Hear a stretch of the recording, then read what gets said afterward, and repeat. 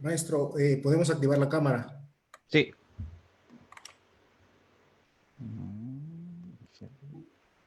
Ahora. Maestro, ¿qué tal? Buenas noches. Ya Buenas estamos, noches. estamos en vivo aquí. Agradecerle por aceptar la invitación para este ciclo de charlas sobre, bueno, temas relacionados a nuestro instrumento y desde varios puntos de vista, ¿no? Como hablando con constructores, con maestros, guitarristas y diferentes temas. Y ahora pues es un honor hablar con usted. ¿Cómo ha estado en este tiempo? ¿Cómo ha llevado este tiempo de pandemia y bueno, las actividades que lamentablemente se han tenido que cancelar, ¿no? Y recién se están retomando. ¿Cómo ha estado?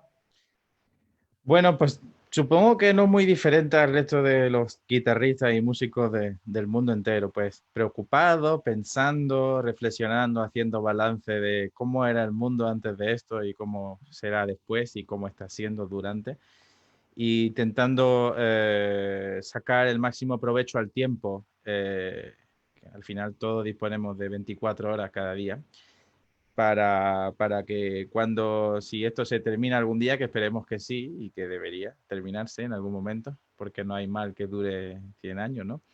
No me arrepienta de haber perdido el tiempo pudiendo hacer cosas que normalmente no puedo hacer, como por ejemplo leer mucha música y aprender muchas piezas nuevas, ¿no? Claro, sí, sí. Este tiempo creo que bueno, a los músicos en general nos ha llevado a algo que tal vez antes buscábamos, ¿no? Tiempo para estudiar, que tal vez nos quejábamos que no había tiempo por el trabajo o por muchas razones y que ahora, bueno, ya lo tenemos, ¿no? Y sí, esperemos que esto ya pase, como usted dice, tiene que pasar en algún momento y empezar de nuevo, ¿no? Todo a la normalidad. Desde luego, sí, sí. Bien, maestro. Bien, entrando un poquito de tema, justamente en este ciclo de las charlas se ha tocado un tema en específico, ¿no? Con cada maestro y basado en su experiencia y en su conocimiento, ¿no? Y con usted justamente quería hablar en un punto en especial sobre la música española para guitarra y propiamente de los compositores españoles, ¿no? Eh, si tomamos en cuenta ya la guitarra de seis órdenes y tomamos la gran obra que nos dejó, por ejemplo, Fernando Sor, Dionisio Aguado, unas escuelas importantes, ha ido evolucionando hasta la actualidad, ¿no? Pasando pues Sor, Aguado, llegando a Targa y todo lo que viene después de ellos.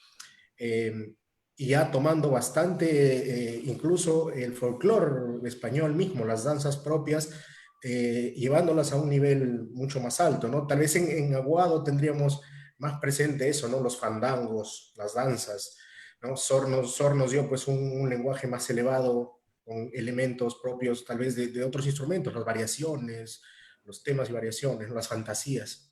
¿Cómo usted ha visto esta evolución del repertorio español para guitarra desde ese tiempo, ¿no? Hablando ya de la guitarra de seis órdenes hasta la actualidad, que ya tenemos pues obras ya de corte muy contemporáneo, ¿no? Y usted que ha trabajado en todo ese ámbito, ¿no? Sí. Bueno, pues hombre, si consideramos la música de vihuela, guitarra barroca y demás como música también nuestra, como música de guitarra, se podría decir que la guitarra ha tenido alti bajos, nunca mejor dicho, ¿no? Porque claro, en el siglo XVI, XVII, prácticamente los mejores compositores y la mejor música que se escribía, mucha iba para instrumentos de cuerda pulsada. Y mucho de ese repertorio en Narváez, Gaspar Sanz, Cabezón, todo eso se toca en guitarra en los conservatorios hoy en día. Luego es verdad que la guitarra pasó más a convertirse en un instrumento en la época de Soria Aguado un poco diferente, porque ya digamos que no gozaba de esa misma popularidad y ya digamos no eran músicos que trabajaban para las familias reales de España y en el caso de Sor pues ya empezó a hacer su carrera fuera de España, llegó incluso hasta Rusia, estuvo mucho en Francia, todo eso, tuvo su época de militar incluso, ¿no? y digamos que la guitarra ahí, digamos, fue cediendo su lugar a los otros instrumentos, al piano, al violín y demás, y la mejor música pasó a escribirse pues en Centro Europa, en Alemania, en Austria, etcétera. Llegó el romanticismo luego, y entonces, claro, ahí hubo los guitarristas, pues si pensamos en Giuliani, por ejemplo, que llegó a conocer a Beethoven en Viena en persona, pero no logró convencerle que escribiera algo para guitarra. Digamos entonces como que se empezaron a desarrollar instrumentos con mucho volumen y la guitarra, claro, la guitarra como la que tocamos hoy en día no se construyó hasta finales del siglo XIX con las medidas que ya digamos que tenía un volumen mayor, más considerable. Y entonces, claro, pues como que la guitarra se fue haciendo más como se fue separando de eso, fue siendo tocado, sí, en salones y todo. A mí me sorprendió mucho, por ejemplo, yo toqué un concierto aquí en Madrid para la Fundación Juan March que se titulaba Chopin en España, en el que tocaba los arreglos de Chopin de Tárrega. Y hubo antes del concierto una conferencia por parte de Javier Suárez Pajares, que es un musicólogo muy renombrado, español, que nombró la figura de Trinidad Huerta, que casi ningún guitarrista, bueno, yo había oído hablar algún disco, alguna cosa, había visto el nombre por ahí, pero realmente en todos mis estudios nunca lo había tratado. Y por lo visto, era un guitarrista que lo compararon a Liszt en cuanto a virtuosismo y a Paganini, y tuvo incluso, tocó conciertos, estamos hablando, sí, de la época un poco anterior a Tárrega, y la gente incluso llegó a algunos críticos a decir que era más impresionante que Liszt. Entonces, claro, hoy en día con YouTube, Spotify, todo eso se hubiera quedado grabado, pero no tenemos ningún documento, solamente crítica y podemos jugar un poco con la imaginación. Entonces, como que la guitarra fue tomando figuras, y aunque se llamaba Trinidad, era un hombre, no era una mujer. Para eso puede sonar a Virgen de la Trinidad. Entonces, figuras como esas, como Soria Aguado, digamos como que fueron tomando y fueron haciendo un camino intentando, en el caso de Soria, intentando más imitar a Beethoven, y en el caso de Giuliani, intentando imitar más la ópera italiana, ¿no? Más A mí siempre me ha gustado personalmente más Sor cuando era pequeño, pero últimamente tengo que reconocer que me gusta más Giuliani. Hay gente que me va a decir, oh, ¿qué está diciendo? ¿No? Pero porque realmente me parece que es difícil competir con los grandes compositores como Beethoven y Schubert, con música de guitarra, pero en cambio no es tan difícil competir con la música del bel canto italiano si se hace en guitarra, porque es una música que le va tremendamente bien y es muy, muy idiomática. Yo cuando toqué en Viena, recuerdo que toqué la Rosinha de Giuliani porque quería un poco, y les conté al público en Viena que Giuliani había vivido aquí y todo, y claro, son cosas que no lo saben mucha gente que no conoce nuestro repertorio. Y ya luego, claro, en el siglo, o sea, a final del XIX, pues sí, apareció la figura de Julián Arca, de Francisco Tárrega. La guitarra como que se estaba mezclando, la guitarra flamenca y la clásica, luego hubo una ruptura con eso, porque hasta la época de Arcas era muy, muy normal que se tocaran las dos guitarras en España, cosa que hoy en día ya no pasa, desgraciadamente, en mi opinión. Y ya llegando al siglo XX, pues lo que pasó fue que gracias a Andrés Segovia se metieron de lleno todos los compositores sinfónicos españoles, bueno, no todos, pero muchos de ellos, a petición de Segovia, a escribir para la guitarra, y la guitarra tener un renacimiento gracias a él también.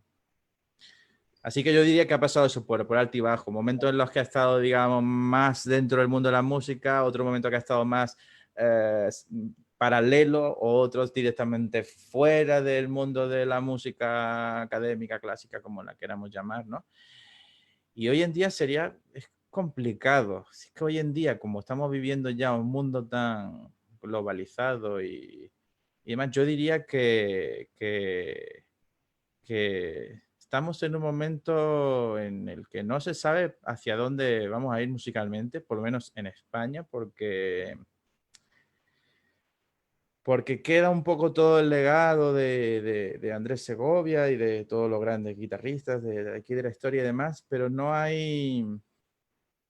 parece que no hubiera mucha predisposición dentro del mundo musical por incluirla en la sala de conciertos como podía haber hasta los años 80 o sí, finales de los 80, 90, hasta que murió Segovia prácticamente.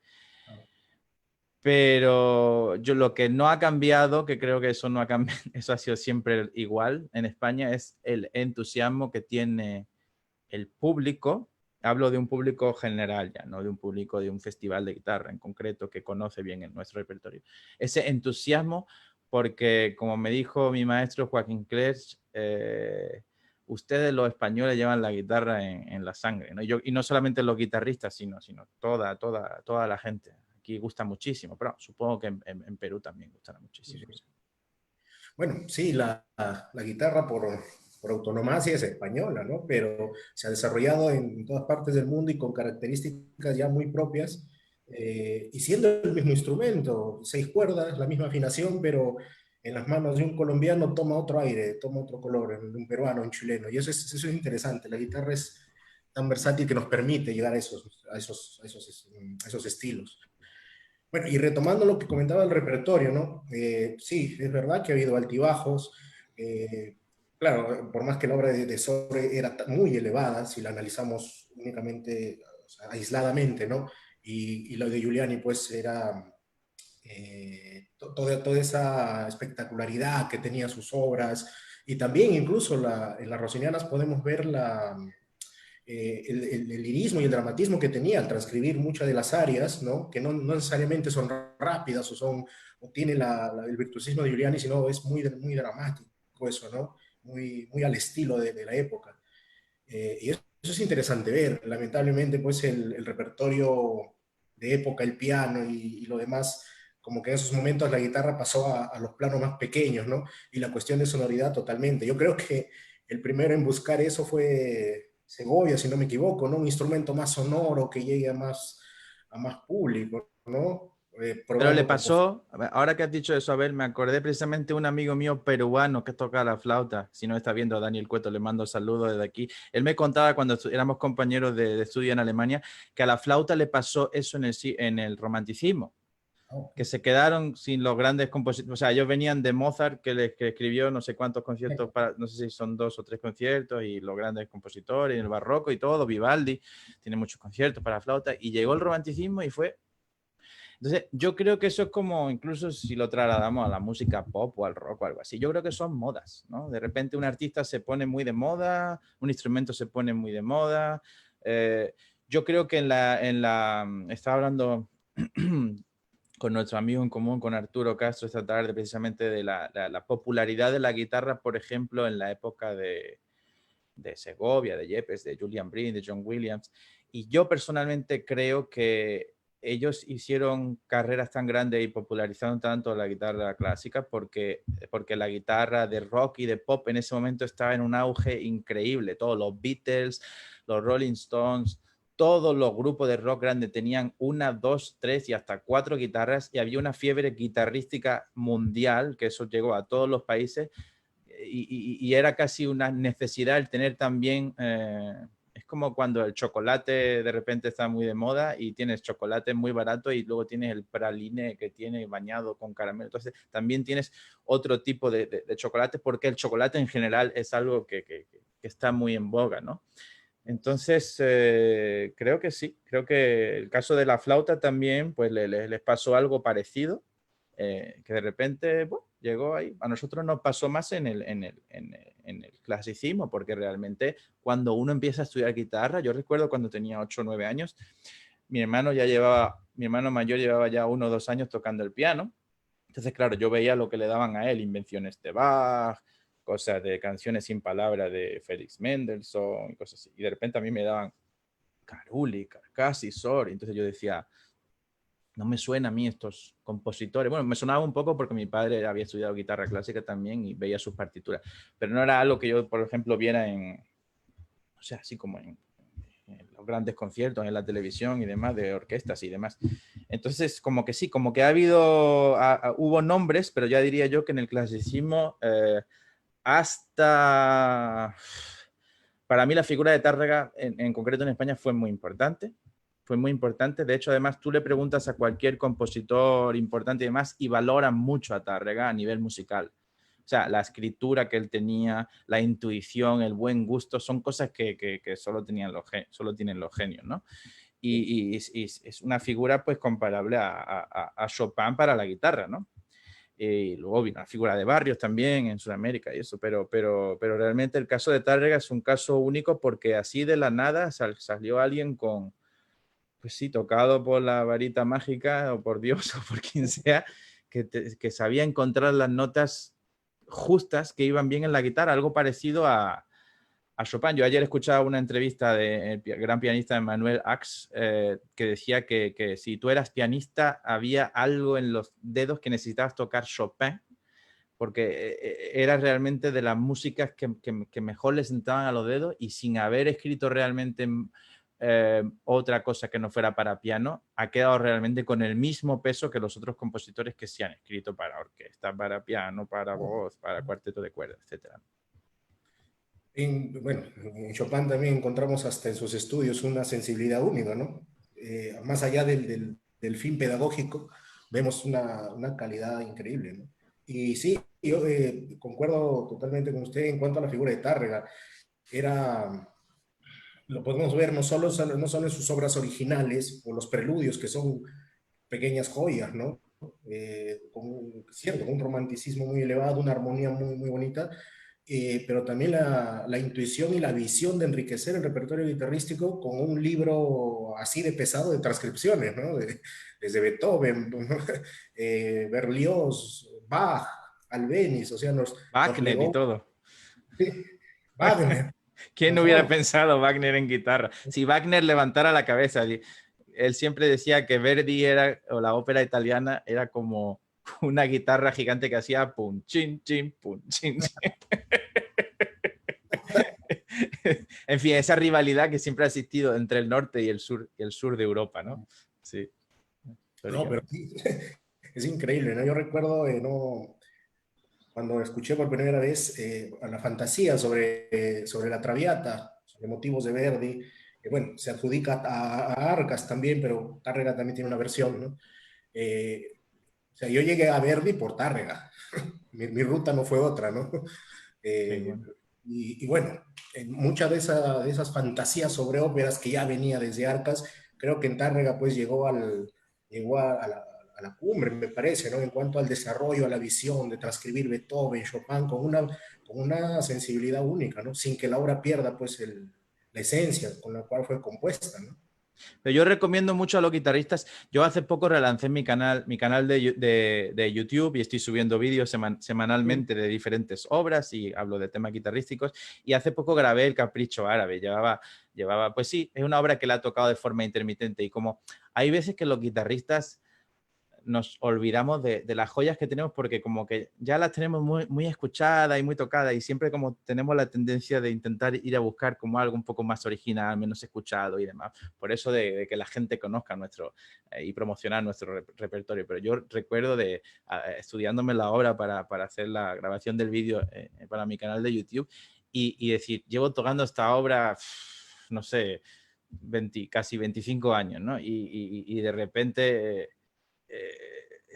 saborear cada nota, cada conducción de voz, cada ornamento, cada glissando, cada modulación y decir, ahora entiendo por qué esta obra gusta tanto a gente que se acerca a un concierto por primera vez, ya sea aquí en Lima o en Nueva Zelanda, y escucha esa obra. ¿Y por qué hay ciertas obras que se van destacando con el paso de los años, las décadas y los siglos y que tienen esa, esa, esa cosa tan reconocible y esa personalidad tan grande, aparte de que está muy bien escrita, ¿no?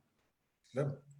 Claro, bueno, hablar de Capricho Árabe son creo que las obras cumbres, ¿no? Cuando uno tal vez recién empieza a querer entrar al mundo de la guitarra clásica de más niño, se encuentra o con recuerdos de la Alhambra o con Capricho Árabe, ¿no? Y sin saber de música nos agrada o gusta, va ahí, ¿no? Creo que está tan bien escrito y es un lenguaje tan, tan fácil de escuchar, ¿no? Y bueno, ya cuando uno estudia seriamente ya encuentra pues otras cosas, ¿no?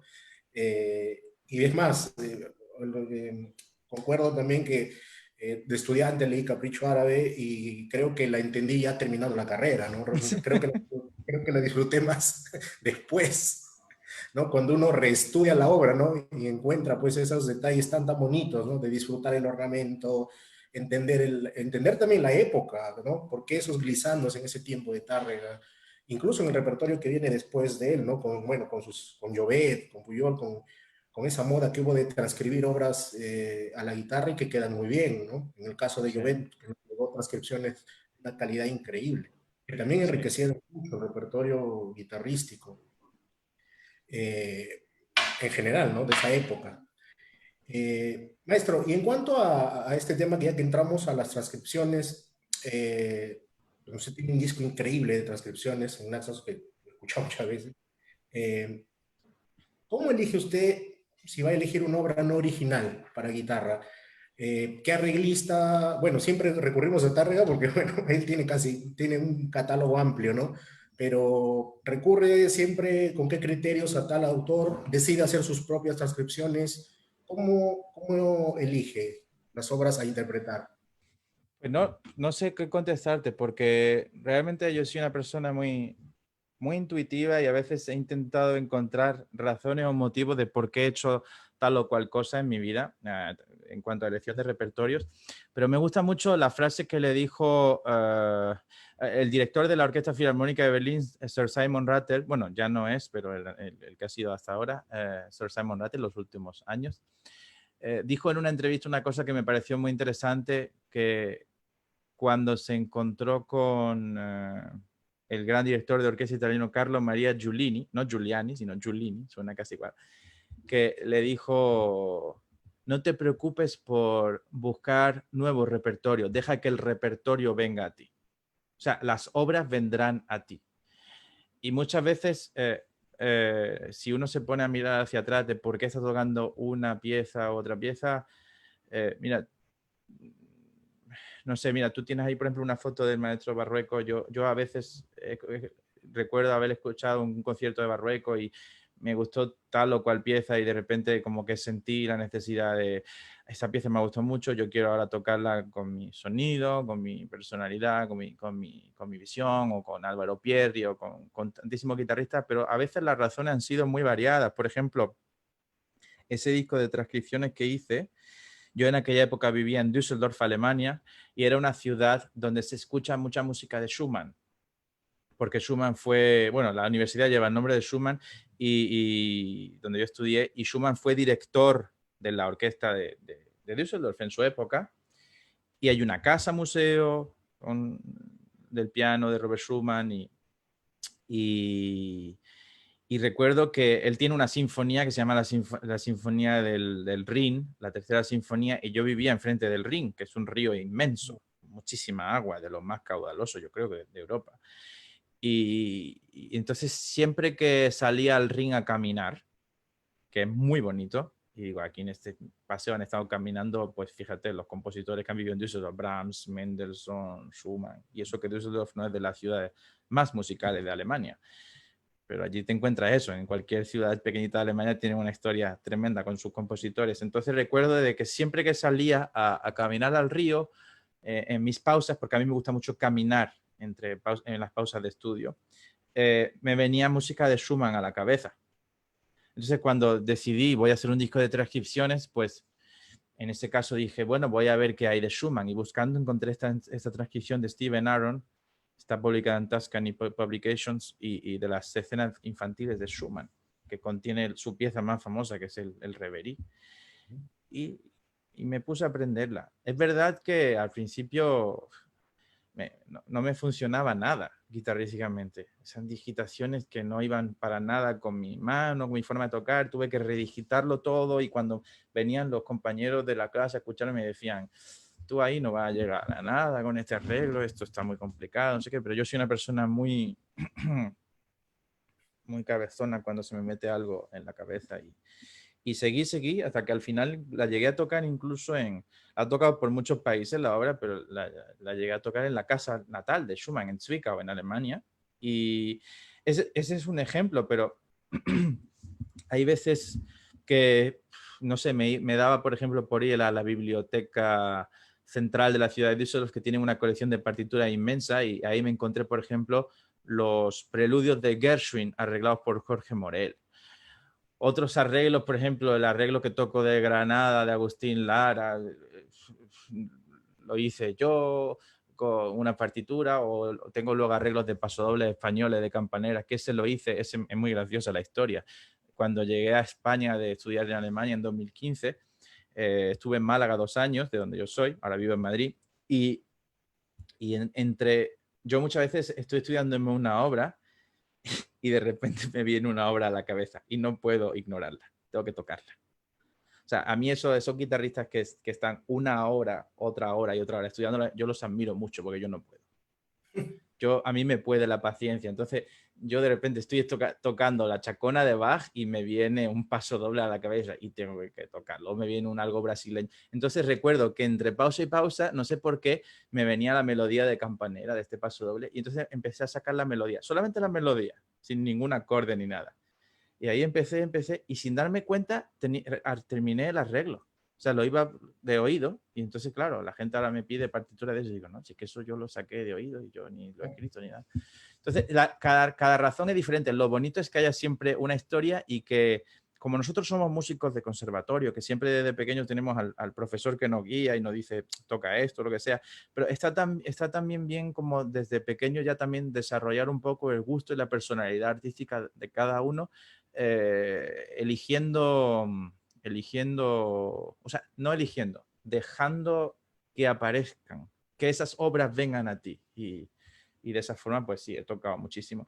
Hay veces que toco ya un arreglo hecho por alguien porque estoy tan ocupado siempre y tanto viaje y con tanto concierto, lo que hablamos del confinamiento, de que sencillamente no me da tiempo de hacer el arreglo. Pero este confinamiento es curioso, Abel, porque he transcrito una pieza, no voy a desvelar todavía cuál, porque la quiero subir a mi canal de YouTube próximamente. He transcrito una pieza que he tocado, bueno, toqué incluso en mi debut en el Carnegie Hall en Nueva York, y la transcripción no está en la tonalidad original de la pieza, y ahora la he transcrito en la tonalidad original, que yo pensaba que era imposible, pero he hecho un truquito ahí y me ha funcionado muy bien. Y al final, pues, también puedes volver a rearreglar algo en una dirección completamente diferente, ¿no?, de la que has tocado siempre.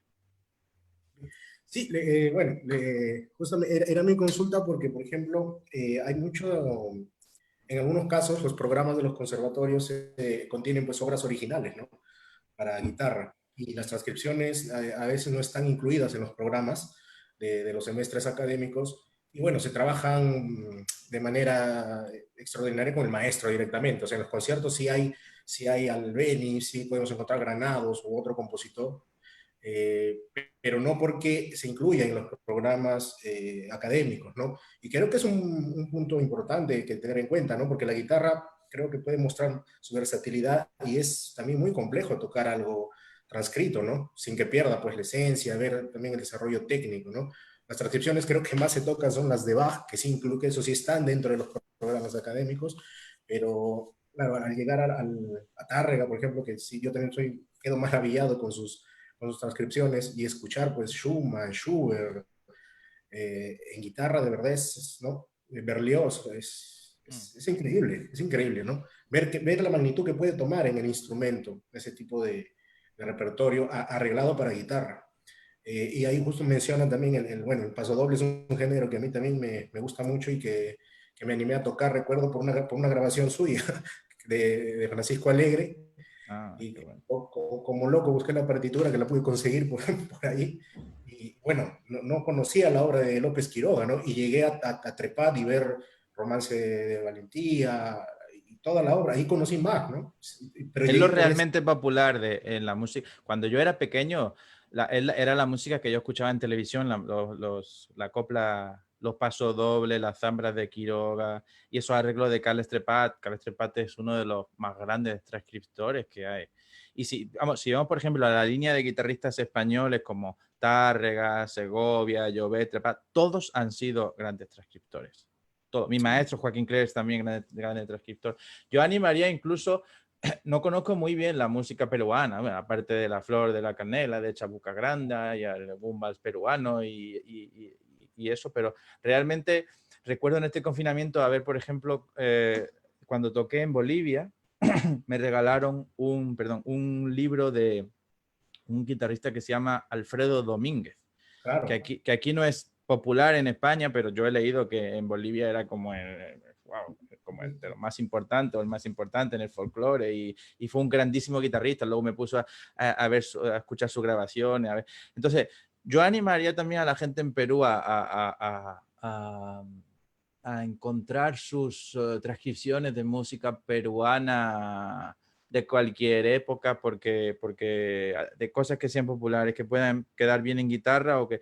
Es muy importante en la elección del arreglo que la música, que uno se identifique de forma muy fuerte. No transcribir o tocar algo por tocar. Tiene que ser algo, por ejemplo, a mí, mucha gente me conoce por la Guerra de las Galaxias. Pero, entonces, ¿y por qué? Claro, me ven tocando Schumann y Schubert, y luego me ven tocando la Guerra de las Galaxias y dice, este hombre se ha vuelto loco, ¿no? No es que me haya vuelto loco, es que yo me he criado con esas películas. Esas películas salieron cuando yo era pequeño, cuando yo era un niño, y yo las veía constantemente antes de empezar a tocar la guitarra. Entonces, claro, un día vi ese arreglo y dije, eso lo tengo que tocar. Entonces, la música, una de las cosas que yo pienso también que es muy importante para conectar con, que es uno siempre de mis objetivos más grandes, ¿no? El promocionar la guitarra fuera de la gente que ya la conoce, porque no hace falta promocionar mucho a la guitarra, a alguien que le gusta la guitarra, porque no hay fans más devotos que los fans de la guitarra. Sobre la guitarra, una vez que uno se enamora del instrumento, ya es de por vida, es como un virus, es más fuerte que el coronavirus este. Sí. Entonces, es el punto fuerte de una transcripción es que si lo tocas, por ejemplo, si uno toca yo sé que hay una sociedad filarmónica en Lima que es muy importante, o ahora el Auditorio Nacional también creo que habrá, ¿no? Para ese tipo de público y tocas algo que la gente conoce las 3 o 4 primeras notas, ya le estás dando la oportunidad a la gente de que conecte mucho más rápido que si, por ejemplo, tocas otra obra que a lo mejor no tiene por qué ser, puede que sea incluso mejor música, tocas a lo mejor el segundo movimiento de la sonata 3 de Manuel Ponce, pues no lo van a conocer a lo mejor en un ciclo filarmónico, porque ahí conocen más, pues yo qué sé, la sonata Kreutzer de Beethoven o la marcha turca o lo que sea. Entonces, de esa forma también le das la oportunidad, si estás redactando un programa, a la audiencia de, vale, les voy a tocar ahora lo de Ponce, que pues, habrá gente que le guste también y que no, aunque no lo conozca, y habrá gente que le guste porque lo conoce, y luego le tocas también algo peruano, por ejemplo, que conecten muy bien, ¿no? Y de esa forma, pues también, que yo pienso que es uno de los puntos fuertes si uno quiere crear una carrera musical, es intentar programar, cuando uno se está sentando a hacer el programa redactándolo con lápiz y papel, es mirar hacia diversas direcciones, hacia varias direcciones a la vez. O sea, pensar qué tipo de personas pueden venir a mi concierto. Y yo siempre intento programar, si tengo 7 piezas en el programa de concierto, normalmente cada pieza va a ir dirigida a un perfil de oyente diferente. Y de esa forma, pues, dejo a casi toda la sala contento, porque a cada uno le he dado pues su caramelito o su anticucho, que me gustan mucho los anticuchos a mí en Perú cuando estuve. ¿Sí? Y de esa forma pues se van contentos para su casa y creo que puede ser muy positivo para que más gente... Porque eso es lo increíble, tocamos el instrumento más popular en el mundo, pero luego no lo conocen tan bien muchos. Esa es la paradoja más grande que tiene la guitarra. Sí, sí, cierto. Yo creo que también el punto es que la guitarra, al ser un instrumento muy, muy popular, también más se lo conoce en el ámbito popular o en el ámbito de banda comercial o popular, por llamarlo, ¿no? Y en el caso aquí en Latinoamérica, sobre los estilos de guitarra propios de los países latinoamericanos. Hay material, es cierto, por ejemplo, lo que usted menciona de Alfredo Domínguez, ese libro creo que los arreglos lo hizo Felipe Ardús, Sí, ¿verdad? Claro. Y bueno, es que Domínguez era autodidacta, no escribía, era futbolista, era pintor, era un... sí, una vida increíble. Sí. Creo que hasta jugó en primera división. Wow. Pero en la guitarra logró efectos sonoros propios de su entorno, propios de los géneros bolivianos, ¿no? Y es una obra grande. Aquí en Perú tenemos, bueno, o tuvimos, en paz descansa, el doctor Raúl García Zárate, la Sí, música gracias, Sanata. Sí. fina, ¿no? Y sí, felizmente ahora hay una tendencia de los guitarristas, bueno, las generaciones que vienen, mis alumnos, por ejemplo, en el conservatorio, ya no tienen esa división, ¿no? De lo clásico con lo popular. Ahora es común escuchar tocar muy bien Bach y cierre su programa con una obra peruana, incluso transcrita por ellos mismos, ¿no? Ujú. Conociendo obviamente el género, sin que pierda pues la esencia, ¿no? Eso siempre se los aconsejo. Yo trabajo, he hecho muchos discos de música peruana de Ujú. diferentes regiones.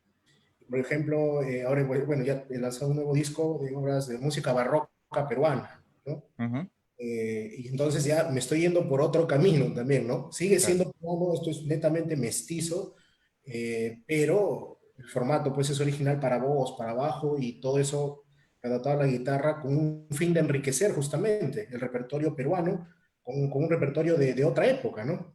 Que no deja de ser popular, pero que ya me permite ingresar a otro tipo de gente, a otro tipo de escenarios, ¿no? Tuve la suerte de presentar este disco en Alicante, en Master, y estaba pues Pepe Romero, David Russell, ¿no? Entonces ya con la música de mi país pude llegar a esos sitios con este nuevo lenguaje, ¿no? Entonces, y eso es admirable también en su caso. He escuchado pasos dobles, he escuchado coplas, ¿no? Zarzuelas, y también en el mismo disco escuché Sergio Asada, ¿no? Es, la guitarra nos permite, creo, entrar a esos diferentes campos sin que se desliguen totalmente, ¿no? Entre lo clásico y lo Totalmente. popular, actualmente. Yo Y creo que uno tiene que conocer muy bien lo mejor que pueda lo que es la historia de la música, pues toda la música clásica y todo eso, y cuanto más mejor, y si ya conoces de otro estilo mejor, y luego también muy bien la propia tuya de tu país, porque tú por ser de ahí, pues lo vas a tocar muy bien, pero no cerrarse tampoco a tocar otra música. Es que incluso también es una cosa muy práctica. Yo en la entrevista esta que escuché ayer de este pianista de Emmanuel Ax, que él es muy famoso por acompañar al violonchelista Yo-Yo Ma, pero también es un gran pianista solista, le preguntaban al final, le decían algo que yo creo que es un problema que es el nivel de estrés y ansiedad que tienen los jóvenes músicos por destacar, ya sea en los concursos internacionales o desde un mismo examen que uno puede tener en la facultad, el examen final, toda esa presión que nos están siempre comparando y demás, ¿cómo, decía, cómo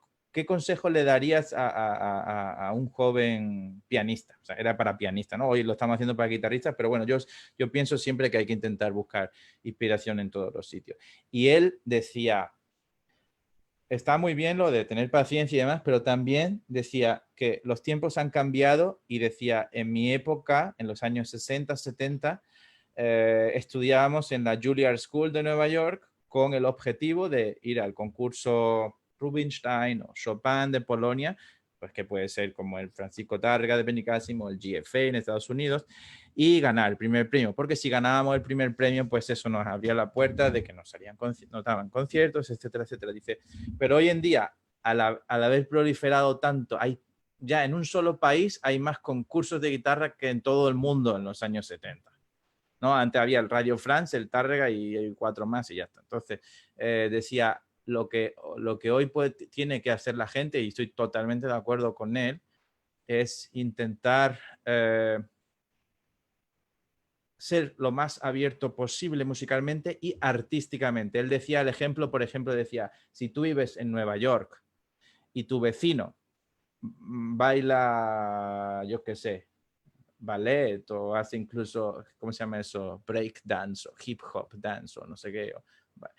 Y se acerca a tu cuarto o a tu casa y te llama a la puerta y te dice, oh, tú tocas muy bien el piano y pues, ¿qué tocas? Ah, pues toco un impromptu de Schubert o toco la sonata de Ponce o lo que sea en versión guitarrística. Dice, y él te dice, ay, pues qué bien, ¿por qué no hacemos un vídeo donde yo baile? Que eso lo ha hecho el mismo Yo-Yo Ma con las obras más emblemáticas del repertorio de cello, que es el preludio de la Suite 1, ¿no? De Bach. Hay un vídeo de Yo-Yo Ma en Nueva York tocando que te recomiendo que lo vean en YouTube, donde se ven a varias disciplinas, imágenes de Nueva York, gente bailando y Yo-Yo Ma tocando. Está muy bien hecho, creo que es uno de sus vídeos más vistos además. Entonces, no responderle a ese compañero tuyo que es un bailarín, pues no, como yo a mí lo que me interesa es la guitarra clásica, yo me voy a concentrar en el concurso de Alessandría o el concurso de lo que sea, o de París o de Lima, y decirle, no, no puedo porque me tengo que estudiar, él decía, me tengo que estudiar el preludio Opus 80 de no sé qué, y volver. Entonces yo creo que hay que estar siempre, hay que pensar como un artista si se quiere ser un artista. Como piensa un artista es siempre sin cerrarse puerta hacia otros mundos, hacia otras posibilidades. Y realmente la guitarra es una herramienta muy, muy poderosa que si se usa bien y si se usa de forma inteligente es increíblemente versátil. Y nosotros somos, cada uno de los guitarristas somos mucho más versátiles de lo que, a mí me parece, yo te felicito por ese trabajo de la música barroca peruana, que me encanta, me encantará escucharlo porque hace falta realmente, la guitarra es un instrumento que siempre se le acusa de sus limitaciones y demás, pero nunca se le da de forma suficiente y se le elogia con todo lo que con, conlleva su potencial y todas las cosas yo he hecho cosas rarísimas. A mí me gustaría algún día escribir yo soy muy joven, pero me han ocurrido en mi viaje anécdotas muy interesantes que realmente creo que vendría bien que las leyeran cualquier guitarrista, o sea, estudiante de guitarra que está en el conservatorio y que se encuentra en un momento de su vida a lo mejor un poco perdido y no sabe cuál puede ser el próximo paso, porque si leyeran esas cosas, que espero escribir algún día, vería el potencial tan increíble y de repente se le encendería a ese guitarrista una bombilla de decir, ¡ah! Pues yo puedo hacer esto también. Y al final no se nos tiene que olvidar que nosotros tocamos el instrumento más que para nosotros, o sea, para impresionar es para hacer a los demás felices. Y eso a veces es algo que con tanta competición y con tanto afán de ser, yo siempre digo que no hay que ser mejor guitarrista que el compañero, sino hay que ser mejor, es suficiente con ser mejor que tú mismo cada día. Y eso ya es muy difícil. Sí, muy, muy complejo. Sí, es que tocamos, claro, tenemos un fin. Creo que el artista también es un comunicador, ¿no? Tenemos también un fin con la sociedad y más allá de nuestras responsabilidades como músicos, ya sea como docente, o en su caso como concertista y demás, tenemos un fin, ¿no? Claro, hacer feliz a la gente y cumplir con comunicar lo que estamos ¿no? Estudiando, creando y que queremos transmitir, ¿no? Más allá del arte en sí. Y en cuanto, sí, a las competencias y eso, que claro, es una línea para hacer una carrera musical, también habría que ver que muchos guitarristas jóvenes ahora creo que ya tienen un poco más claro eso, ¿no? En algunos casos he tenido alumnos que no ven la línea de competencia, quieren ir por otro camino y tienen claro lo que quieren hacer. Y creo que eso también es bueno, ¿no? Hay Buenísimo. otros que sí, la carrera, quiero competir y punto, genial. Sí, se te dan las herramientas y sigue, ¿no? Hay otros que, no, me dedico a hacer música popular y me voy por esta línea porque me siento bien. Y todos parten del conservatorio, ¿no? O sea, de la base para abrirse camino por donde se sienten mejor y donde creo que pueden explotar más, ¿no? Sus propias habilidades. Sí, hay muchos Eso, caminos. Eso es lo que sí, decía este pianista, que con tanto hablar no terminé de desarrollar la idea. Que él decía que en aquella época era eso, entonces si ganabas, pues tenías esa oportunidad de dar algún concierto o trabajar con algún manager o que te firmara alguna disquera importante, pero hoy en día las posibilidades son son mucho más grandes y precisamente lo que tú estás haciendo, por ejemplo, ahora, estas entrevistas online, eso es una cosa también diferente, eso es algo que se te ha ocurrido, lo haces tú y ya te diferencia. Ese tipo de actividades que a mí me apetecen hacer muchas más cosas también aparte de dar conciertos, ¿no? Que espero poder hacer en el futuro y que a veces, al igual que el repertorio, uno no las busca de forma deliberada, sino que vienen a ti. Tenemos que aprovechar que somos músicos y que trabajamos la sensibilidad para aprovechar toda esa espiritualidad y dejar que aparezcan esas cosas mientras estamos trabajando, ¿no? Como decía Picasso, que la inspiración venga cuando uno esté trabajando y hacerlo. Y no tener miedo, porque hay que saber que, sobre todo cuando se es estudiante, que la vida de verdad empieza cuando uno dejas de ser estudiante y ya no tienes a un profesor que te está dictando el camino y que te está siempre dando la mano para que tú lo acompañes y vayas de la manita como tus padres cuando eras pequeño y te llevaban al parque, ¿no? Entonces tienes que saber que vas a estar ahí y vas a tener que desarrollar tus propios proyectos, tus propias cosas. Nadie te va a decir qué digitación tocar, qué repertorio tocar.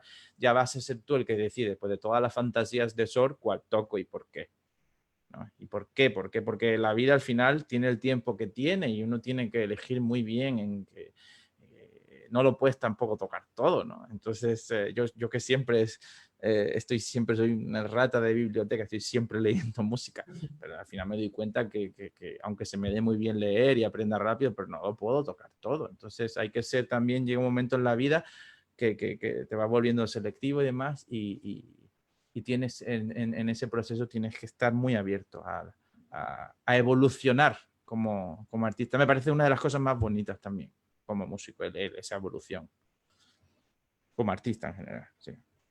Sí, sí, eso es algo que yo, por ejemplo, como usted menciona, terminando el conservatorio, mi visión fue otra, y en mi caso aprendí mucho yendo por primera vez a estudiar a Europa, ¿no? Y ahí es donde me di cuenta y me enseñaron, ¿no?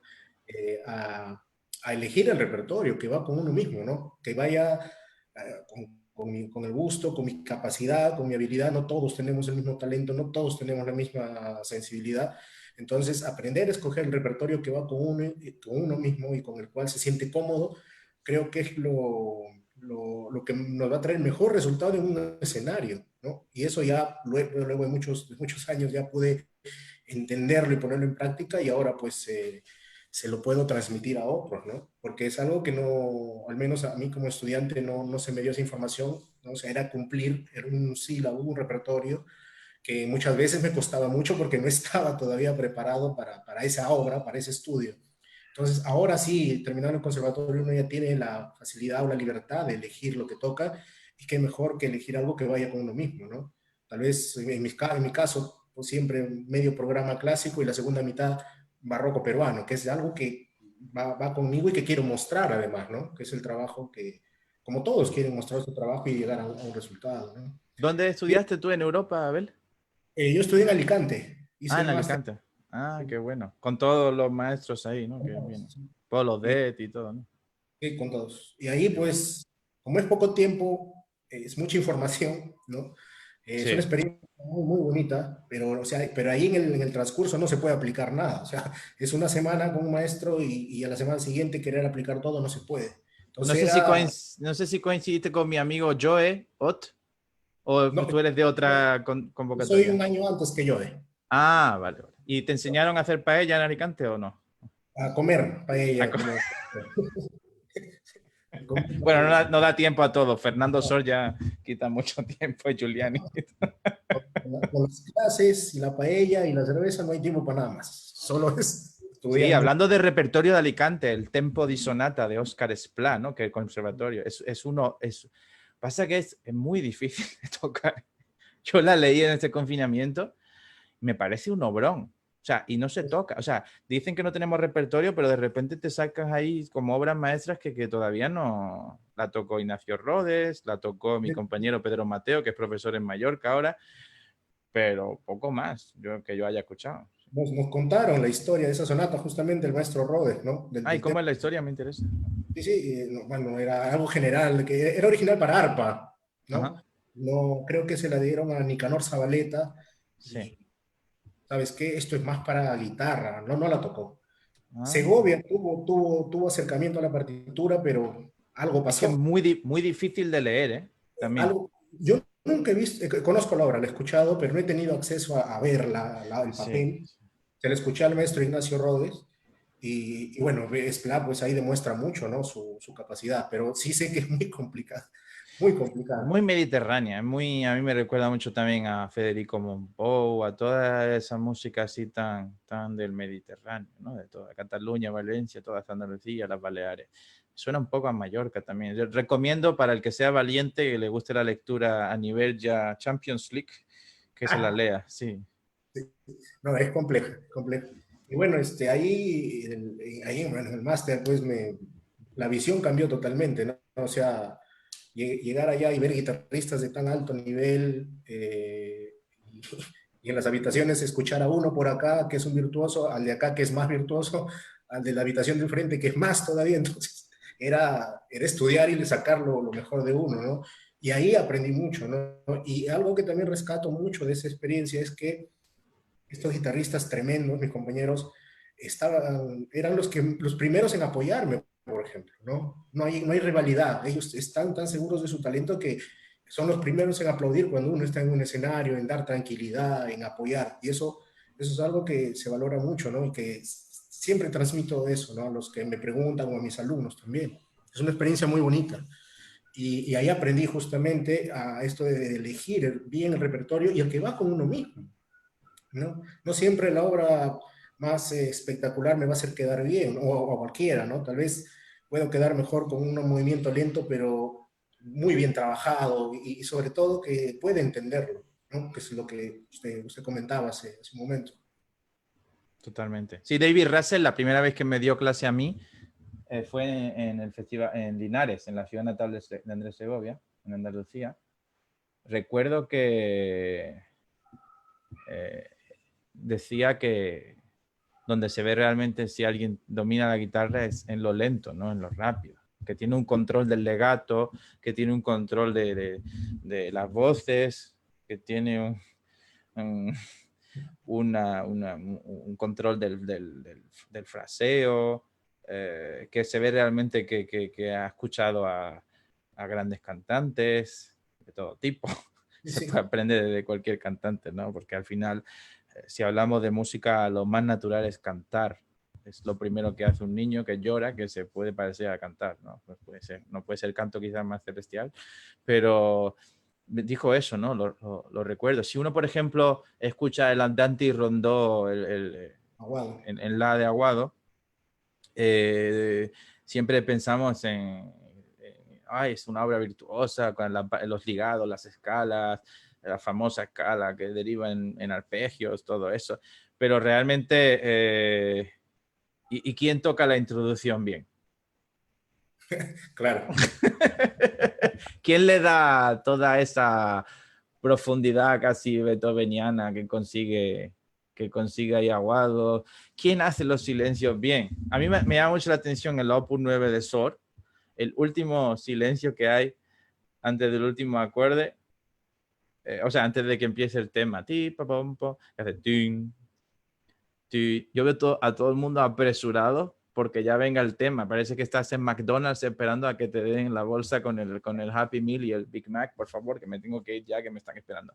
No, eso hay que tocarlo no como si estuvieran en el McDonald's, eso hay que tocarlo como si tuviera uno en un restaurante de 3 estrellas Michelin en París y que estás esperando a que te traigan el segundo plato y estás todavía saboreando la introducción antes del tema. Y, y eso, aunque tú me hagas todos los ligados, bien, la variación, la quinta, todo, la coda con la escala, todo, si ese silencio no está bien, para mí ahí no está completa la interpretación. Sí, sí, cierto. Creo que es algo que, bueno, no en todos, pero sí he visto en muchos guitarristas. A mí también me ha pasado que los cierres de obras, por ejemplo, los finales, son una negra y un silencio, ¿no? Y siempre duran más, siempre el acorde dura más de lo que está escrito. Es algo que, o sea, la música tiene que acabar, eso ya me quedó claro. Eso me lo corrigieron ahí en Alicante, ¿no?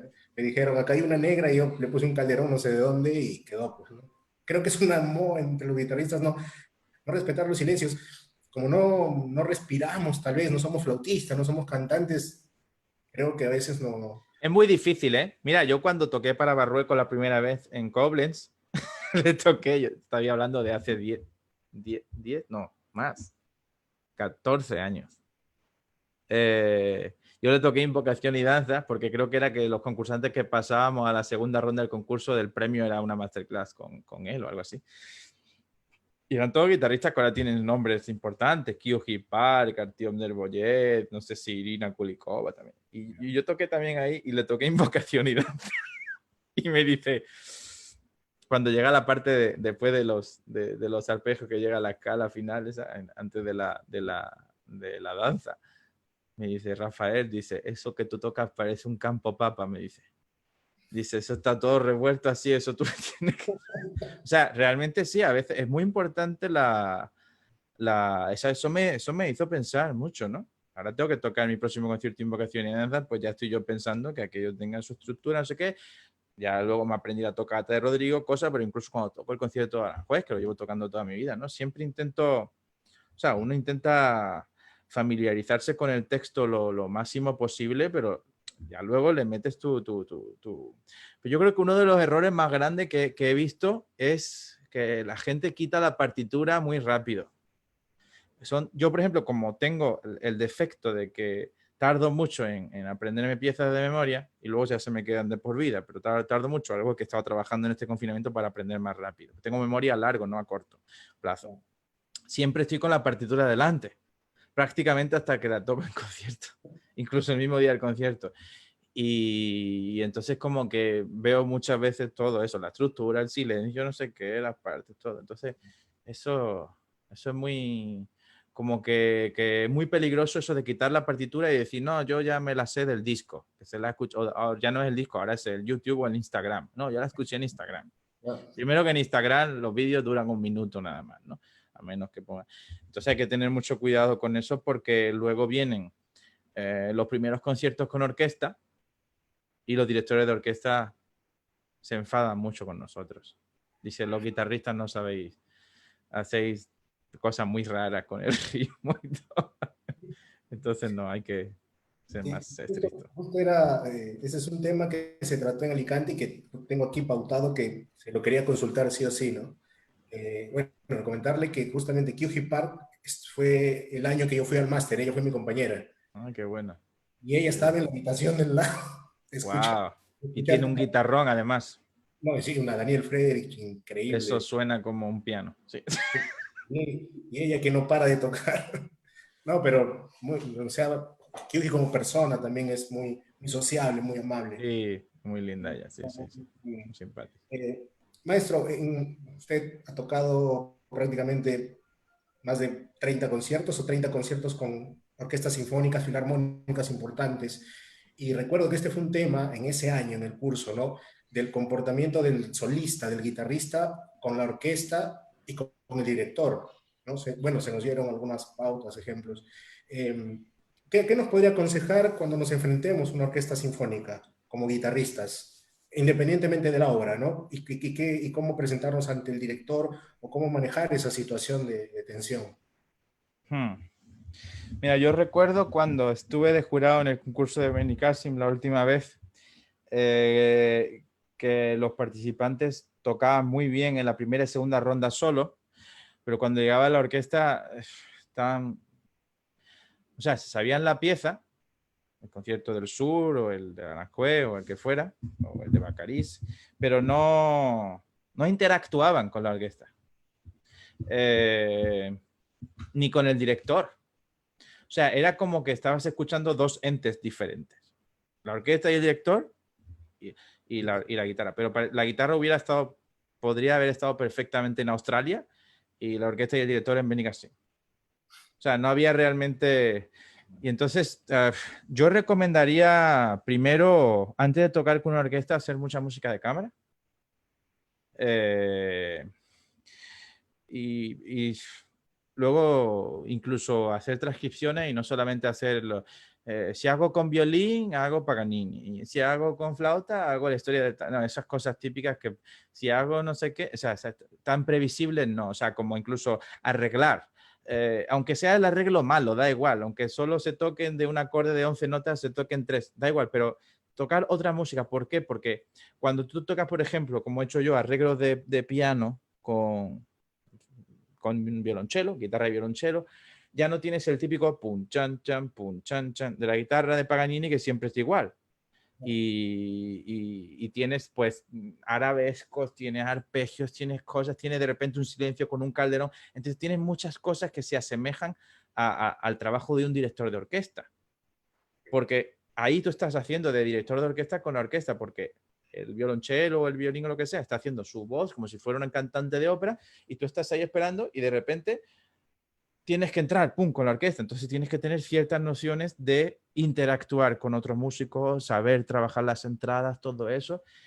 Y incluso a veces ser tú como eres el que empieza o el que tiene que dar la entrada. A mí eso me ha ayudado muchísimo. De todas maneras, yo empecé a tocar con orquesta con 16 años y no había hecho tanta música de cámara. Creo que solo había hecho un año en el conservatorio o algo así. Y me tuve que tirar, como quien dice, a la piscina de lleno. Y recuerdo que la orquesta con la que toqué, pues eran chavales encima más jóvenes que yo, de 11, 12, 13 años, y estaban todavía como intentando dominar el instrumento. Y entonces, claro, era complicado porque aquello iba pues cada uno un poco por su camino. Pero como teníamos tanto entusiasmo y tanto cariño por la música y todo, pues salía bastante pues, decente al final. Pero recomendaría familiarizarse con el universo sinfónico antes. O sea, yo veo la gente que se aprende los concursos con la cosa esa del minus music, minus one o algo así, que es como un disco que te pone el concierto de Tedesco, solo la orquesta y tú tocas por encima. Es que luego el director te va a dar otro tempo, te va a dar otra gógica, te va a dar otras entradas, va a ser, entonces como que yo, por ejemplo, o estudiarte, por ejemplo, yo recuerdo que me estudié una vez el concierto elegíaco de Brauer con la grabación de Julian Bream. Y Julian Bream y yo no tenemos nada que ver en tocar, en respirar, todo. Entonces yo recuerdo que casi que en vez de ayudarme, como lo toca muy bien, pero claro, no tenía nada que ver, yo nunca podía entrar con él. El concierto elegíaco es muy rítmico, pero luego tiene partes como muy, que tienen muchos calderones y muchas cosas. Entonces, recomendaría familiarizarse mucho con el mundo sinfónico y ver muchos vídeos de directores importantes, ¿no? Tipo Toscanini, Karajan, Claudio Abbado, etcétera. Todos los directores de orquesta, Gustavo Dudamel, ahora más jóvenes y demás. Y verlos dirigiendo ópera, porque los cantantes son los más difíciles de acompañar, que cantan siempre muy libre. Luego verlos dirigiendo solamente una orquesta, sinfonías y no sé qué. Y luego verlo dirigiendo, yo he aprendido mucho de los conciertos solistas de piano, los de Beethoven, Brahms, Tchaikovsky, de violín, de Bruch, de Mendelssohn. Y hay un concierto, el de Sibelius, de violín, que es muy complicado de acompañar, sobre todo el primer movimiento. Entonces yo me veía mucho la grabación de Daniel Barenboim con la Orquesta de Chicago y Maxim Vengerov y al violín. Entonces yo aprendía mucho con ese tipo de cosas porque realmente tienen que estar concentradísimos para que aquello se ensamble bien y hay veces que la música no es muy rítmica y entonces eso es muy importante. ¿Por qué? Porque luego uno de los problemas que viene cuando uno toca con orquesta es que el ataque de la guitarra es muy rápido y el ataque de los instrumentos de la orquesta pues cada uno es diferente. No es lo mismo un clarinete que un contrabajo o no sé, o que una trompeta. Entonces, muchas veces, por ejemplo, en la parte del concierto de Aranjuez, este momento cuando hace la orquesta, no, por ejemplo, la guitarra hace pam, pa, pa, pa, pa, pam, pa, pa, pam, pa, pa, pa, pa, pa, pa, pam, y la trompeta hace pam, pa, pa, pa, pa, y parece una parte a simple vista muy sencilla, pero como el guitarrista no le deje terminar la frase esa al trompeta bien, y estamos hablando de algo sencillo, no entra bien. O entra antes. Porque no estás con ello. O, por ejemplo, en el primer movimiento, cuando está la guitarra haciendo escalas. Tan, tararán, tan, tararán, taca, taca, taca, taca, taca, taca, tan, tararán, pam, pam, pam, paga, taca, taca, taca, taca, taca, taca, taca, taca, taca, y el clarinete entra, pa, pam, para, pa. Ahí los clarinetistas normalmente, a menos que tú lo hables con el director, pues yo ya a veces le digo al director, mira, por favor, aquí el clarinete, no sé qué, aquí. Ya claro, cuando tocas, por ejemplo, como el concierto de Aranjuez, que lo tocas tantas veces, ya tienes tus truquitos y las cosas que tú le pides al director antes del primer ensayo. Pero para eso es algo que tú no te puedes comprar en un supermercado, la experiencia de tocarlo muchas veces. Y a veces los guitarristas van a un concurso y tocan con orquesta por primera vez en su vida. Eso me parece impresionante. Yo tuve la suerte de que toqué una gira como de 20 conciertos cuando tenía 16 años antes de concursar. Eso me dio mucha experiencia. Pero, por ejemplo, ahí tú sabes que si el clarinetista te va a tocar como si fuera ahí una ópera de Puccini o algo así y se va a emocionar, pues sabes que tú tienes ahí un poco que tener la habilidad de acelerar y decelerar con la escala, lo cual, si ya de por sí tocar una escala, simplemente tocar las notas ya es difícil, pues imagínate si tienes que, ahora acelero, ahora no sé qué, tienes que tener un control que ni Paco de Lucía. Entonces, recomendaría eso, familiarizarse mucho con el universo sinfónico y luego, pues si pueden encontrar algún buen pianista acompañante, que es difícil también, porque hay muchos pianistas acompañantes que mejor que hicieron. Porque los pobres llegan y tocan contigo como si tú fueras un violín o un cello o un lo que sea y te rompen el sonido ahí y no te escuchan. Dicen, no, es que no se oye. No, pues es que con la guitarra, cuando uno acompaña al piano, tiene que acompañar muy suavecito. Y eso es lo que yo recomendaría, más que nada para cada director tiene una gestualidad y una técnica y viene una escuela de dirección diferente, entonces más que nada para ver diferentes tipos de dirección, acostumbrarte y saber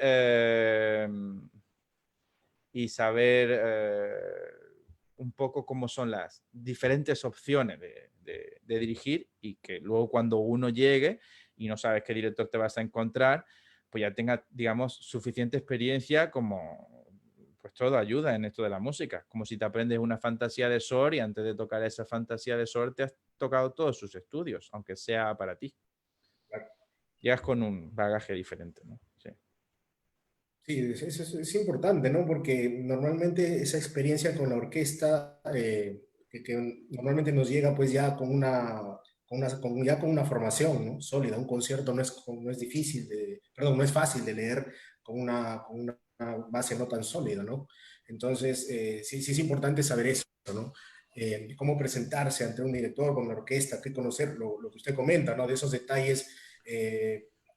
Y que porque son detalles, ¿no? En esas escalas de Aranjuez, en la segunda parte, y está cantando en clarinete, hacer una escala, subir y bajar la velocidad de por sí, es muy complejo, ¿no? Ahora, una cosa que es muy importante, que sí puede ser como un consejo muy general, muy bruto quizás, pero que creo que sí que es muy importante, es tener la capacidad de tocar de forma muy rítmica.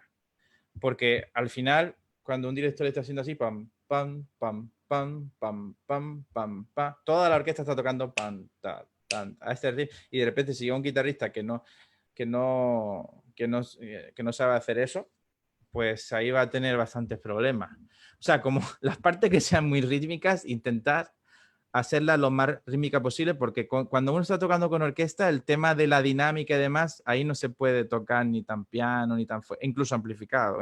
Entonces, y dejar, digamos, las partes complicadas para los momentos donde hay calderones, rubatos, ritardandos y demás. Uno nunca sabe cómo le van a hacer en Aranjuez los vientos, la última escala antes de la cadencia, ¿no? Cuando la guitarra hace pa pa pa pam, pa pa pa pam,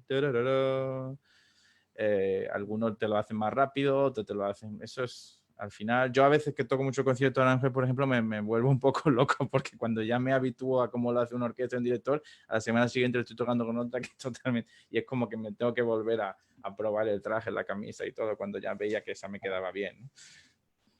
No, sí, pero es que es directores diferentes, formas de ver diferentes y hay que acomodarse, ¿no? Pero debe ser complejo. bueno, ahí también juega mucho toda la formación que se tiene, ¿no? Por ejemplo, hacer mucha música de cámara, como usted comenta, veo que sería una base sólida para empezar ya con un formato más grande, ¿no? Como lo que es una orquesta sinfónica, ¿no? Bueno, pero sí, interesantísimo, y esto sé que va a interesar a mucha gente.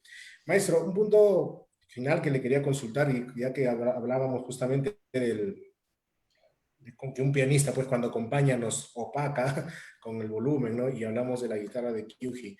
Eh, ¿Cómo ve la lutería en general mundial? ¿Hacia dónde está apuntando? El modelo español, ahora bueno, salieron los modelos contemporáneos, los usos de materiales compuestos, ¿no? Mex Carbón, ¿no? Y ahora veo que toca con una guitarra de su padre, que es increíble también, ¿no? Por la afinidad que tiene con ese instrumento. ¿Hacia dónde cree usted que apunta el camino de la lutería actual con los N diseños, modelos, formas y modas que hay ahora, ¿no? Bueno, en su caso veo que tiene el gusto por el instrumento español, ya que toca flamenco también y tiene por ahí ese tinte, ¿no? Un Ujú, poco como los Romero, que usaban los instrumentos de Rodríguez y que tienen pues ujú, ese ligero ataque percusivo del flamenco, ¿no? ¿Cómo ve ujú. esa línea de la lutería? ¿Cómo va? Sí, mira, yo he probado muchas guitarras por todo el mundo. Las mejores están siempre en Estados Unidos y en Japón. Tienen las mejores guitarras.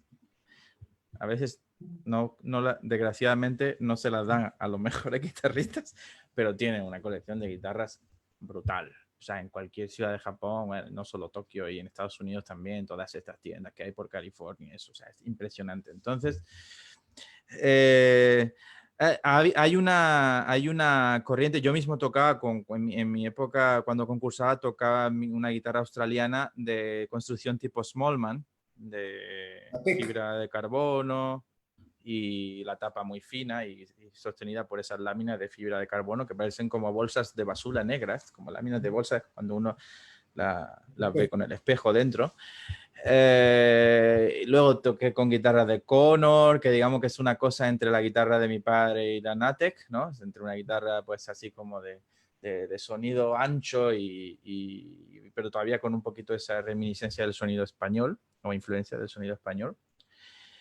Y ahora, como dices, sí me he ido hacia el sonido más tradicional, pues por una sencilla razón. Mira, yo recuerdo cuando escuchaba, por ejemplo, festivales de guitarra como el de Koblenz, por ejemplo, que escuchas en una semana pues muchas guitarras de Matthias Tamann, de Smallman, de Friedrich, de yo qué sé, de Field, de quien quiera, ¿no? Cada guitarrista viene en guitarra italiana fantástica, Alessandro Marselli, en fin, no sé, se puede poner uno a decir nombres sin parar, ¿no? Hay luthieres fantásticos. Hay uno que se llama Eric Monrad en California, que no se conoce tanto en Europa, pero que a mí me impactaron muchos. Pero al final lo que pasa es que cuando la guitarra tira, o sea, hay una moda como buscando el volumen, por la sencilla razón de que cuando tú estás concursando, pues el jurado va a estar escuchando muchos guitarristas y entonces si llega uno con una guitarra de volumen superior, pues parece que eso pues Sorprende. ayuda mucho. A mí personalmente no me impresiona mucho cuando una guitarra suena fuerte. Si yo estoy en un jurado, yo voy a darle el premio al que hace mejor música, según mis estándares de lo que es hacer mejor música. Me da igual, si tiene una guitarra que suena menos, me da igual. Sé que si le doy una guitarra que suena más, pues va a sonar más, pero yo ahí no le estoy jugando por ser el guitarrista más fuerte, sino por un concurso de interpretación. Entonces, el problema que veo yo con esas guitarras potentes es que llega un momento que cuando tú tocas en una sala de más de 500 butacas, ya tienes que amplificar normalmente. Yo Smallman creo que es la guitarra más fuerte que he escuchado. En Koblenz creo que era Judy Peruano, sonaba fortísimo, ¿no? Y tocó las variaciones de Ponce de la Folía impresionante, no se equivocó ni una vez y aquello parecía un Steinway de eso, ¿no? Un piano. Eh, pero realmente a mí, como sé que al final, cada vez que toco con orquesta y todo, y como yo me muevo mucho por sociedades filarmónicas y por orquestas y todo, al final hay que amplificar. Entonces, a mí lo que me gusta es uno viaja mucho y pasa mucho tiempo en habitaciones de hotel solo, que de repente se despierta, tiene que ir a desayunar en un sitio, en un país nuevo, y luego se tiene que ir a la habitación a tocar el programa que va a tocar por la noche.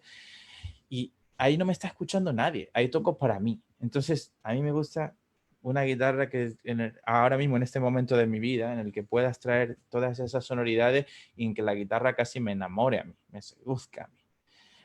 Yo Yo no sé qué es lo que va a pasar. La guitarra está evolucionando mucho a nivel de lutería y bueno, hay guitarras muy potentes, eh, hay guitarras. Yo probé una guitarra de Dominique Field que tenía un sustain alucinante, que nunca probé una guitarra así con ese sustain y un sonido cristalino y unos colores y todo, pero tenía menos potencia que la Smallman, por ejemplo, ¿no? Entonces siempre como que va a faltar algo. Entonces yo no sé si se va a conseguir hablando con luthiers, ellos piensan que no. Si se va a conseguir una guitarra que realmente lo tenga todo, esos colores y esa potencia igualando a un piano o casi a un 60 o 70% del volumen de un piano. Mientras tanto, creo que uno tiene que elegir su instrumento en función de sus posibilidades económicas, lo primero, porque no se puede comprar una house si no tiene los medios. Luego, en función de lo que le guste a él, de cómo se sienta cómodo y luego también tener en cuenta que los gustos de uno pueden ir variando a lo largo de la vida y no hacer eso. A mí me encanta probar guitarras, ¿eh? Yo siempre estoy ahí, puedo estar probando guitarras y una vez toqué un concierto en Bélgica y toqué varios bises y cada bis fue con una guitarra. Casi me rompo la mano porque el clavijero estaba durísimo y yo quería tocar el Capricho Catalán de Albéniz que tiene la sexta en re y yo no sé si alguien tuvo que subir al escenario o yo creo que al final con la mano derecha. Pero bueno, que me gusta mucho, pero eh, realmente me he dado también cuenta que el público filarmónico y eso no le da tanta importancia como nosotros. O sea, hay como toda una, ¿cómo se llama? Es un movimiento, algunos van en pro de estas guitarras, o sea, y mira, es que a veces se dice, no, es que este disco está grabado con no sé qué. Yo creo que cuando tú escuchas un disco de piano, te da igual, ya das por supuesto que el piano con el que toca quien sea, ¿no? Es bueno, pero tú no sabes si es un Fazioli, un Steinway o un Bösendorfer o un lo que sea, ¿no? Un Kawai o lo que sea, ¿no? Entonces, eh, siempre tenemos que tener en cuenta de que es algo que vamos a apreciar más nosotros los guitarristas, esas diferencias de timbre, de dinámica también, ¿cómo se llama? Color, volumen, No, no, tiempo, de la ataque. playability, me sale en inglés, o sea, de la facilidad, ¿no? La comodidad que pueda. ¿Con qué guitarra estás tocando tú ahora? Yo uso Fernando Massa. Ah, muy buena, sí. Tengo un amigo que se compró ahora una también, sí. Justo es interesante de lo que comenta, ¿no? Porque ahora hay muchas tendencias por la preferencia y la búsqueda de volumen y los nombres que usted mencionó, pues ya son legendarios, ya Dominic Field, Smallman, Connor, ¿no? Ya son top en la lutería. Eh, y logré ver en Alicante a Stefano Grondona con una Torres. Wow. Y eso ya fue, o sea, el concepto para el otro lado. O sea, Una para él, profundidad de bajos, ¿no? Sí. increíble. O sea, llenó el auditorio completo sin necesidad de amplificación. Wow. Eh, sonaba claro, sonaba bien. Obviamente, pues no era la potencia de una dama, no era la proyección de otra guitarra. Pero, por ejemplo, en él sí hay un rechazo por la búsqueda de la potencia y del volumen a costa del timbre de la guitarra, ¿no? O sea, para él el cedro rojo no se debe usar, más o menos la teoría que tiene Romanillos, ¿no? También de que el cedro rojo no es para guitarras. O sea, él ya tiene un concepto muy marcado, ¿no? Uh -huh. Y bueno, hay constructores también. Aquí en Uruguay hay uno muy bueno que es Ariela Meigenda, que trabaja básicamente con el Mono Torres.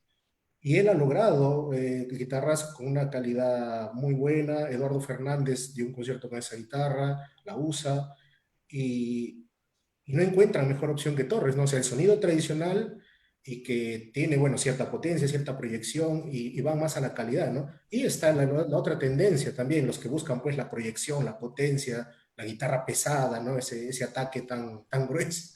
Entonces, yo he llegado al extremo de, no, perdón, de la conclusión de que a las finales va por gustos, ¿no?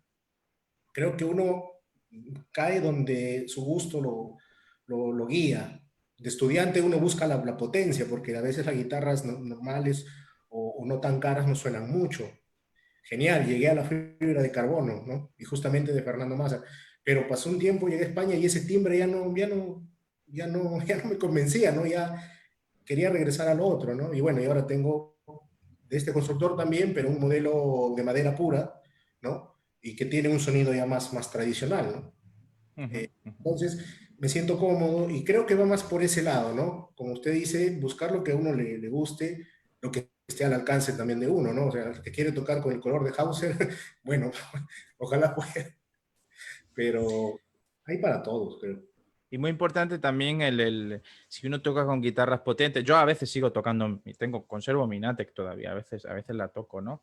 Sobre todo cuando hago eso, música de cámara o lo que sea, o algún concierto eh, que no voy a amplificar. Aunque la verdad que yo siempre prefiero amplificar. Lo que pasa que, bueno, es el tema de la amplificación es muy complicado porque siempre te van a poner una amplificación diferente, es difícil viajar con tu propia amplificación, etcétera, etcétera. Pero hay que tener cuidado si uno toca con guitarras potentes, como son guitarras que al mínimo ataque que uno hace ya proyecta la nota muy rápido, que uno ya no desarrolle su musculatura y se le vaya volviendo la mano cada vez más blanda, ¿no?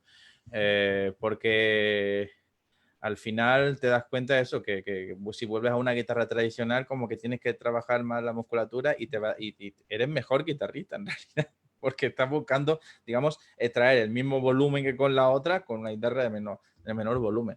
Pero yo pienso que yo aprendo mucho, por ejemplo, de los guitarristas flamencos, ¿no? Que no tienen guitarras muy potentes, pero tienen una fuerza en las manos, ¿no? Entonces, como que me inspiro mucho eso de qué puedo aprender yo de esos ataques, de ese desarrollo de la fuerza para lo nuestro y luego lo combino con el súper sonido redondo que tenemos nosotros y esa forma de tocar con, con la yema y todo eso y la uña y eso, y no perder mucho el trabajar el sonido y también independientemente de la guitarra que uno esté tocando en el momento, intentar explotarla al máximo, o sea, conocerla igual que si estuviera leyendo un libro, ¿no? Tocar diferente repertorio con ella, grabarse mucho, ver cuáles son las sonoridades. Por ejemplo, si uno se graba con una guitarra cualquiera y ver que las sonoridades no son muy diferentes, pues forzar más, ¿no? Si uno toca una guitarra y ve que suena muy bien de tiples y de bajo no tan bien, intentar trabajar más los bajos, ¿no? Yo recuerdo mucho la guitarra de Paco Marín de mi maestro Joaquín Clerch, sonaba, le llegó o sea, la mayoría de esos alumnos tocan con guitarra de Paco Marín, ¿no? De Granada. Y es gracioso porque le llegó a él una de cedro, él ya tenía varias, ¿no? Pero llegó una de cedro y al mismo tiempo llegaron otras guitarras a otros alumnos también de cedro y de pino. Pero la suya, cuando pasaron 2 o 3 años, era la que mejor sonaba, pero con diferencia. Y eso es también por la forma, es muy importante la forma con la que uno va abriendo el instrumento y para eso es muy importante trabajar no solo la calidad del sonido, que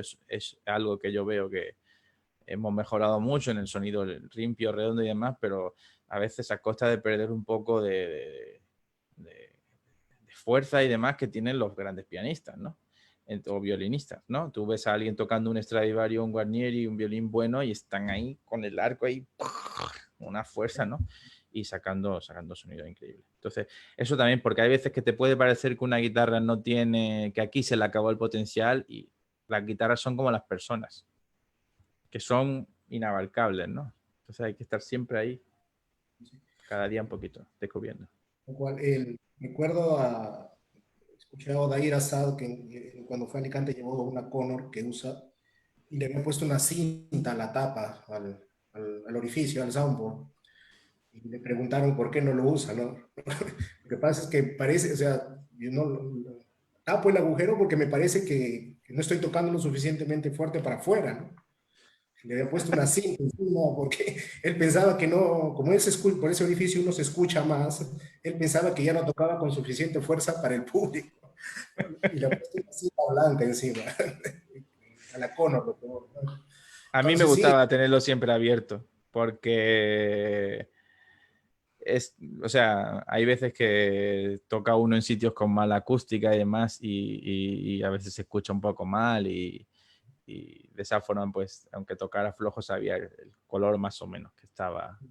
sirve, en realidad sirve. Bueno, tocar como, por ejemplo, yo toqué con el Coro Nacional de Perú, el Romancero Gitano, y tenía que destapar Sí, el tambor, ¿no? Sí, me ayuda más, ¿no? Porque si bien es cierto, había una amplificación pequeña, pero estaba detrás del coro, entonces la que yo tenía ahí me servía más. Pero sí, ahora hay tantas guitarras y la Nate que usted menciona, logré conocer una, son muy potentes, sí, realmente sí, sí. muy potentes.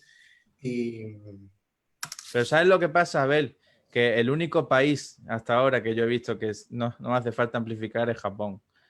Que tienen salas realmente que parecen construidas para la guitarra. Entonces, en los otros sitios del mundo es gracioso que incluso hay festivales de guitarra que se supone que eso ya no tendría que pasar, en que el director es un guitarrista y escogen sitios con muy mala acústica. Entonces, si incluso pasa en festivales de guitarra, realmente incluso guitarras potentes y demás, es que no sé. O sea, no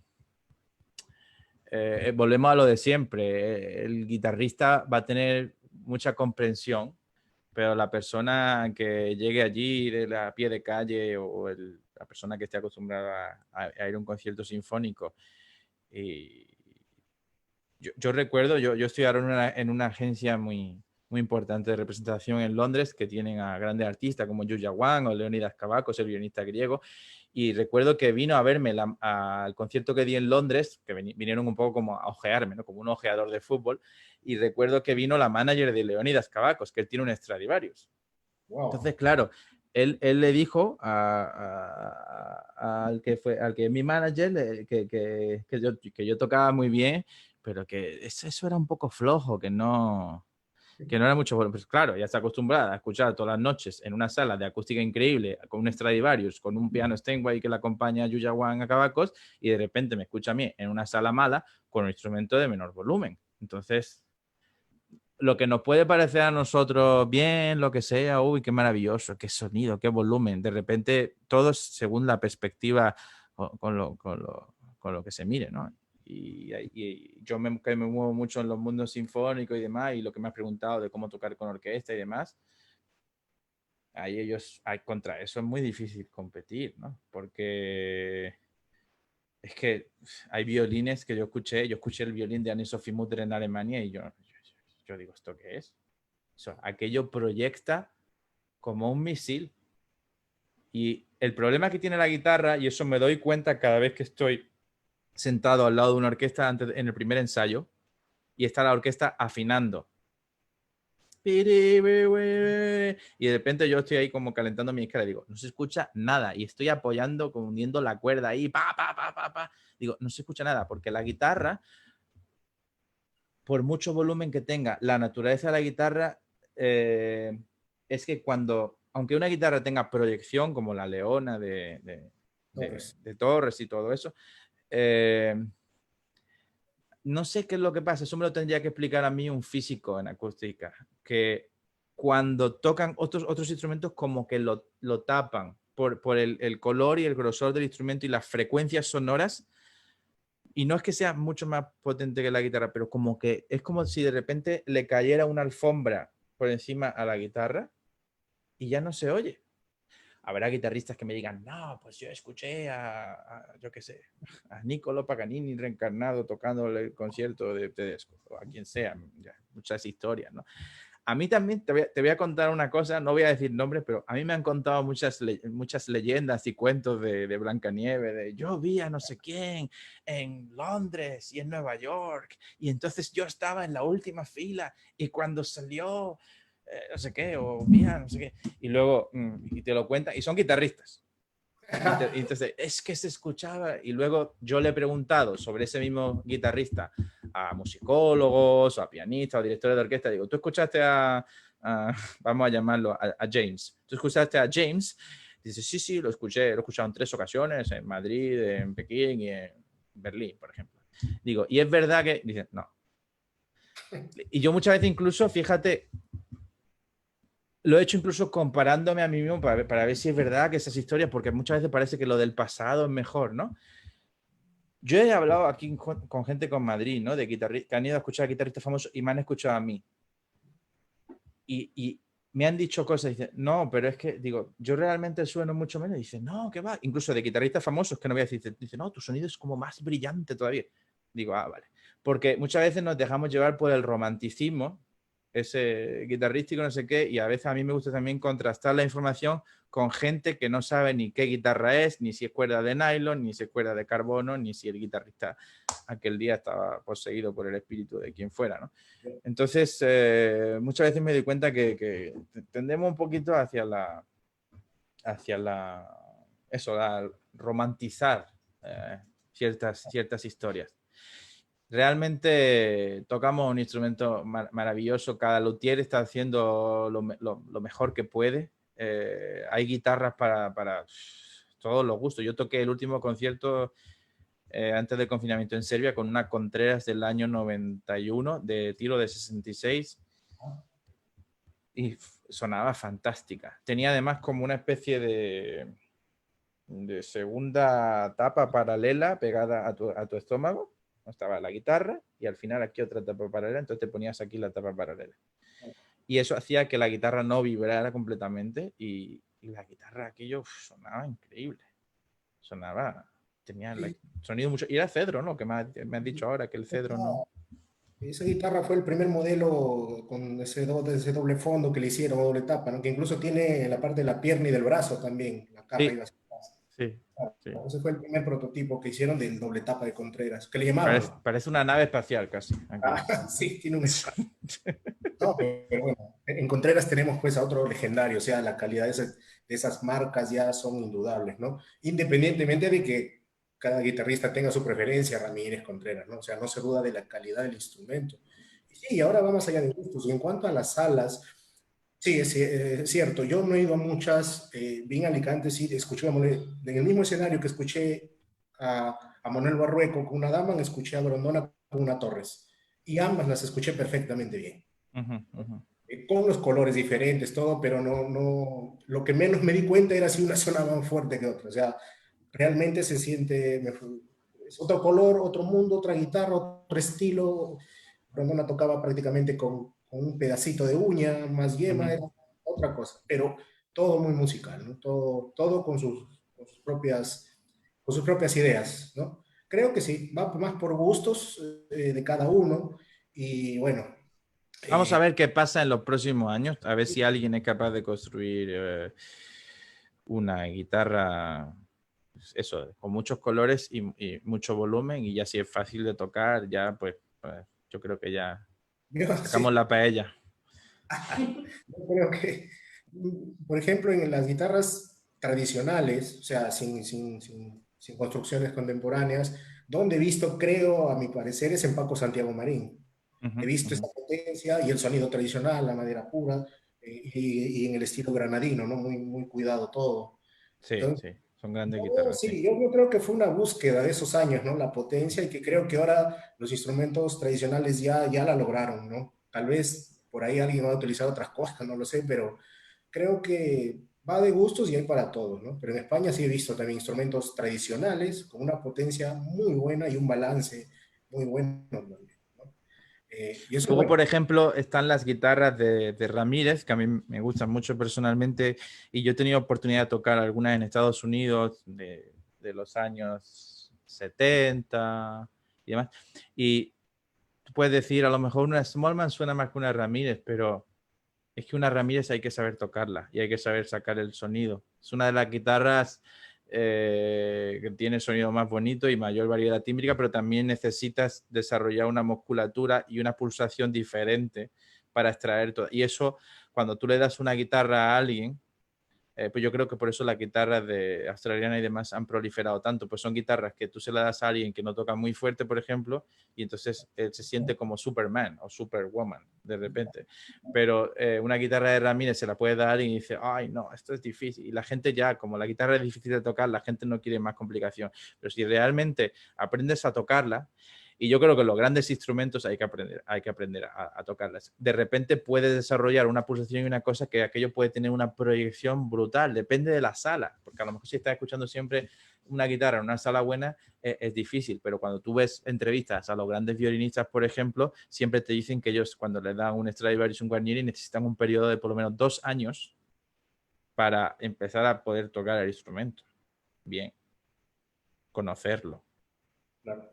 Porque cuando vas por aquí, de repente te das cuenta que hay otro camino y dices, ay, también le puedo sacar estas sonoridades y entonces ahora ya, cuando estás por aquí ya no puedes trabajar por este lado, ¿no? Y luego te sale otro camino y otro y otro y otro y otro.